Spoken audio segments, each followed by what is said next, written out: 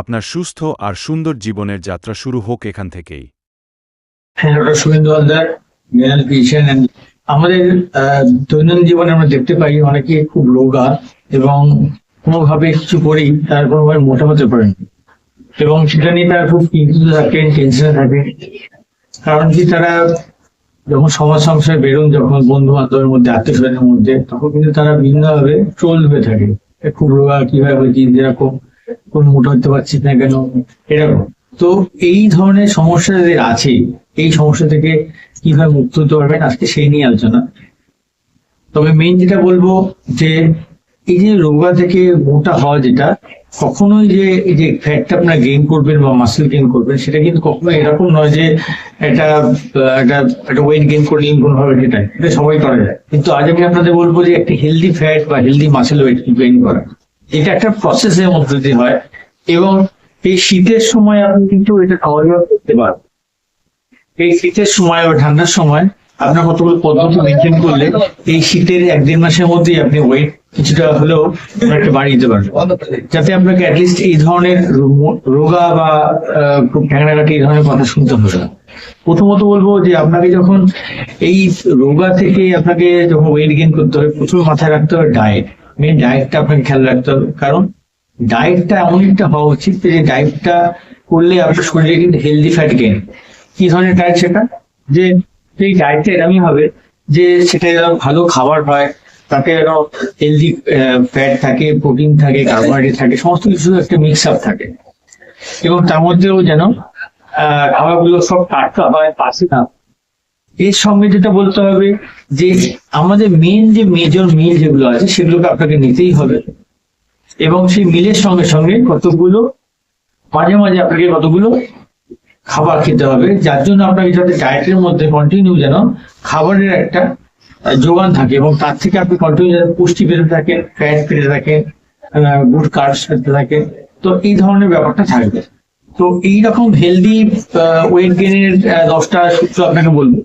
First বলবো যেটা একটা, যে আপনার প্রথম দিকে সকালবেলার ডায়েট যেটা হবে, সকালবেলা ডায়েটের মধ্যে আপনার ব্রেকফাস্ট যেন অবশ্যই থাকে।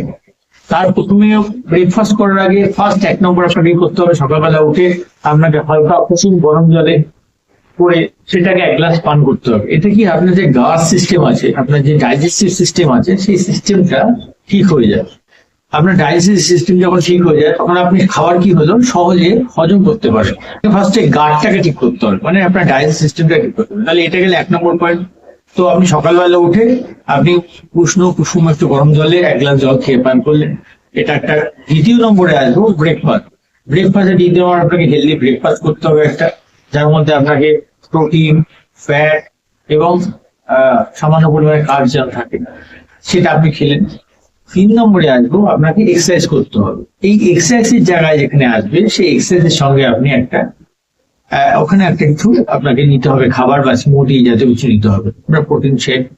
তো এই ক্ষেত্রে কি বলবো, যে 3 নম্বর যেটা বলছি, যে আপনাকে একটা এক্সারসাইজ করতে হবে। এখানে এক্সারসাইজের মধ্যে মেন শীতকালের সুবিধা, ওয়েট লিফটিং যে এক্সারসাইজ, সেগুলো আপনি করতে পারেন। সেটা খুব খুব যদি বেশি সময় ধরে হবে না, হবে আপনাকে খুব বেশি 8 ঘন্টা আপনি করলেন, এবং এই 8 ঘন্টা যে ওয়েট লিফটিং যেটা নিলেন, তার মধ্যে কিন্তু রেস্ট নিয়ে নিয়ে আপনাকে করতে হবে। এই 8 ঘন্টায় ওয়েট লিফটিং যেটা করবেন, তার মাধ্যমে কি হয়, আপনার পেশি, মাংসপেশি যেগুলো হবে, সেগুলো সচল হবে এবং সেগুলো টোন হবে। এবং তার পরবর্তীকালে 4 নম্বরে যেটা বলবো, আপনাকে এই যে ওয়েট লিফটিং এক্সারসাইজ করার মাঝখানে আপনাকে কি করতে হবে, বা ওই এক্সারসাইজটা হয়ে যাওয়ার পরবর্তীকালে আপনাকে একটা স্মুদি নিতে হবে। স্মুদি আপনি কিভাবে বানাতে পারেন, যে 2টি কলা, তার মধ্যে পিনাট বাটার নিতে পারেন, আর 1 গ্লাস দুধ নিতে পারেন, উষ্ণ গরম করতে পারেন সেটাকে একসঙ্গে মিক্স আপ করে একটা স্মুদি তৈরি করলেন। এর মধ্যে কোনো সুগার অ্যাড হবে না, কোনো কিছু অ্যাড হবে না। তো এই স্মুদিটা রেগুলার বেসিসে আপনি রাখতে পারেন। আপনি যদি এক্সারসাইজ যদি 2 বেলা করতে চান, 8 ঘন্টা মর্নিং এ, 8 ঘন্টা ইভিনিং এ, সেটাও করতে পারেন, তার সঙ্গে স্মুদি আপনাকে রাখতে হবে। এরপরে যেটা বলবো, 5 নম্বরে বলবো, আপনি লাঞ্চ করতে পারেন। লাঞ্চ করে কি করবে, লাঞ্চ টা কিন্তু টাইম মতো আপনাকে করতে হবে, খেয়াল করতে হবে যেন লাঞ্চটা আপনার দুপুর 2টোর মধ্যে হয়ে যায়। এবং লাঞ্চে আপনি নর্মালি হেলদি সমস্ত কিছু রাখবেন, যেমন ধরুন ফ্যাট, প্রোটিন, কার্বস, এগুলো রাখতে পারে। এবং তার মধ্যে আপনি এরকম করতে পারেন যে প্রোটিনের পরিমাণটা বেশি রাখবেন, কার্বসের পরিমাণটা খুব সামান্য রাখবেন, এবং ফ্যাটও, যেটা ফ্যাট রয়েছে সেটাও আপনি রাখবেন তার মধ্যে। এরপরে যে লাঞ্চ হয়ে গেল, লাঞ্চের ঠিক 3 ঘন্টা বাদে আপনাকে কিন্তু 2 থেকে 3 ঘন্টার মধ্যে আপনাকে কিন্তু আবার সামান্য কিছু খেতে হবে। সামান্য কিছু বলতে আপনাকে কোনো ফল খেতে পারেন, বা তার সঙ্গে স্প্রাউট কিছু খেতে পারেন, সামান্য কিছু আপনাকে খেতে হবে। পেট কিন্তু আপনার খালি রাখা যাবে না। এটা গেল। এর পরবর্তীকালে আপনি যখন বিকেলের দিকে আপনি একটু স্ন্যাক্স নিলেন, স্ন্যাক্সে হচ্ছে আপনি চিনি ছাড়া আপনি যে কোনো গ্রিন টি বা যে কোনো কফি নিতে পারেন, চা নিতে পারেন, চিনি ছাড়া, সুগার ফ্রি যেন ওটা হয়। এবং তার সঙ্গে কি নিতে পারেন, আপনি সামান্য বিস্কুট নিতে পারেন, বা ড্রাই ফ্রুট নিতে পারেন, এটা নিতে পারেন। এই পরবর্তীকালে এটা গেল স্ন্যাক্স, স্ন্যাক্স আপনি নিলেন।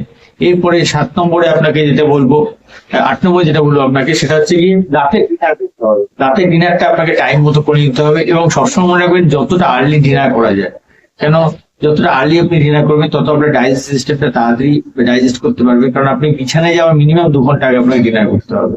তো আপনি বিছানায় 10টার সময় যান, তাহলে আপনাকে 8টায় ডিনার করতে হবে। আপনি যদি মনে করেন 11টায় যান, তার 2 ঘন্টা আগে আপনাকে ডিনার, তাহলে এটা হচ্ছে গেল।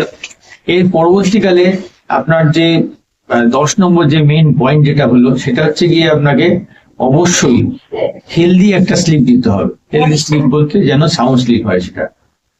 এবং এই সাউন্ড স্লিপ কিন্তু আপনার সমস্ত কিছুকে কন্ট্রোল করবে। আপনি সারাদিন যে কাজটা করলেন, যা খেলেন, তার পরিপাক, তারপরে মাসেল ডেভেলপমেন্ট, সমস্ত কিছু যদি আপনাকে কন্ট্রোল করবে। তো এই যে হেলদি একটা ঘুম বা সাউন্ড স্লিপ যেটা, এটাকে আপনাকে করতে হবে। এবং সেটা মিনিমাম আপনাকে 8 ঘন্টা, 8 ঘন্টার থেকে পারলে আরো বেশি করতে পারলে আপনাকে বেশি করলে আর ভালো হয়। তো এইটা হচ্ছে কি আপনার মোটামুটি 10টা নিয়ম গেল। এই 10টা নিয়ম যদি আপনি করেন, তার সঙ্গে সঙ্গে স্ট্রেস ফ্রি থাকেন, বাইরের তেলে ভাজা খাবার বা এগুলো না খান, লাইফস্টাইল মানিয়ে রাখেন, রেগুলার কাজের মধ্যে থাকে, একটা ভালো পরিবেশ, হেলদি পরিবেশে থাকে, তাহলে আপনার তাড়াতাড়ি 1 থেকে 1.5 মাসের মধ্যে আপনার ওয়েট সুস্থ থাকুন, ভালো থাকুন। নমস্কার।